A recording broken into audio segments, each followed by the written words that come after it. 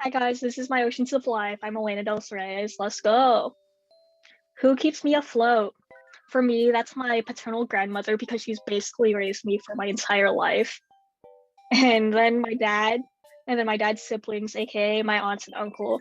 And then when I met my cousins at when I was 7 on my mom's side, they really became big influences on me, and they became some of the people I've been closest to. Waves. My first wave was incarceration. I've dealt with this basically my entire life. My mother went to jail in Vallejo when I was 1, and that's why my grandma has been taking care of me. Unfortunately, that means I had to move to Arizona, but who cares? Um, but that also means that I didn't meet my mother until I was 7 years old because uh, I just lost contact with her, and she doesn't really get along with my dad's side of the family. When I did meet her, however, it did launch into a bunch of like custody cases, and I was just switched back and forth between California and Arizona for a long time, and that's why I'm so close to my cousins. And then my dad, he's been in and out of jail for a long time, and a few years ago he went to prison for a long-term uh what's called thing. And basically the most influential moment, I guess, was when my grandma first told me that my dad has gone to jail. And that was around the time I was in kindergarten or so. And I remember being sat down by my grandma because I was like, "Where's dad? I haven't seen him in so long." And she said, your dad really messed up and you won't be able to see him for a little bit.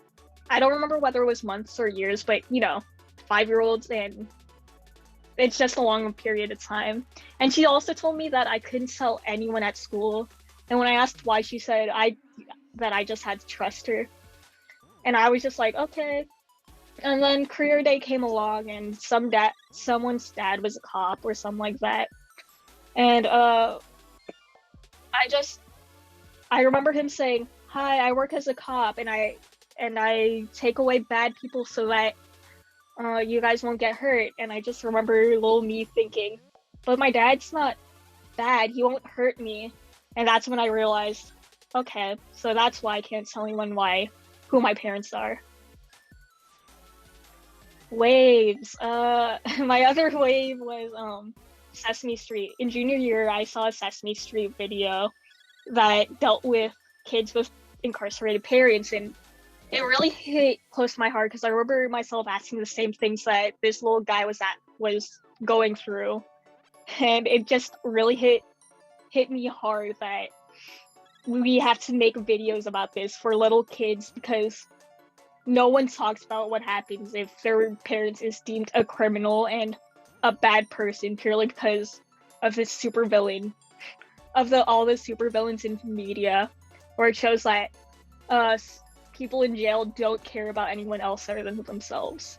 And I also saw this little book that goes over real life stuff that kids like me go through, child services, therapy, all of that stuff, and it just hit really close to home. Waves. My last one, it's the music program in Vacaville. In 6th grade, I finally stopped with the custody cases, and it was decided that I would live with my maternal aunts in Vacaville. And that was when I joined the music program. I started off with violin, and here's me from 6th grade all the way up until senior year when I still had long hair. And then in middle school, I joined jazz band, which is why I'm holding a bass right here. And then in high school, I joined drumline, where I made some of the closest friends I've ever had. And it made me realize, oh yeah, I can help people. I'm not useless. I can make good stuff with my own 2 hands. I can make music. And that's why I'm a music major. I decided that I wanted to bring the Asian or Southeast Asian folk and traditional soundscape to video games. Like, we have Super Mario and Legend of Zelda themes that we can all like sing off the top of our heads, and I want to do that with like traditional style music. And I also want to write a book for kids like me, just like Percy Jackson was for kids with ADHD and dyslexia.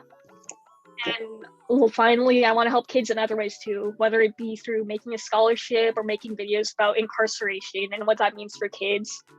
and then talk about prison reform because wow, we're the land of the free and our incarceration problem is way too much. But other than that, I'm not sure yet. Thank you.